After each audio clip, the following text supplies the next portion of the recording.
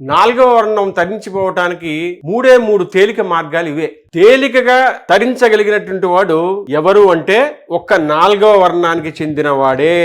శాస్త్రం యొక్క నిర్ణయం అంతే. నాలుగవ వర్ణం వాళ్ళు తరించిపోవటానికి ప్రధానమైన 3 కారణాలు ఏవో తెలుసా?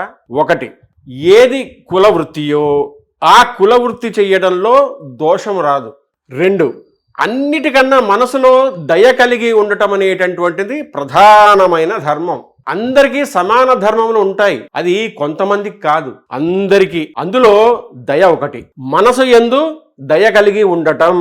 3, ఇతరులు చెప్పినటువంటి విషయంలో మంచిని గ్రహించడానికి తాను సిద్ధంగా ఉండటం తప్ప మేము అనుకుంటున్నది సత్యం అని చెప్పడానికి వచ్చారనుకోండి, అప్పుడు అవతలి వారు చెప్పిన దాన్ని వినడానికి మనసు సిద్ధంగా ఉండదు. ఈ విషయం మహాభారతం ఆరణ్య పర్వంలో ధర్మవ్యాధుడు కౌశికుడితో స్వయంగా అన్న మాటలు ఇవి. ఈ విషయం తెలుసా మీకు? ధర్మవ్యాధుడు మాంసం అమ్మేవాడు. ధర్మవ్యాధుడు 4వ వర్ణం వాడు. అందరూ జై శ్రీరామ్ అని కమెంట్ పెట్టండి. పెళ్లి సంబంధాల కోసం మా టెలిగ్రామ్ ఛానల్ మ్యాట్రిమోనీ ఇండియాలో జాయిన్ అవ్వండి.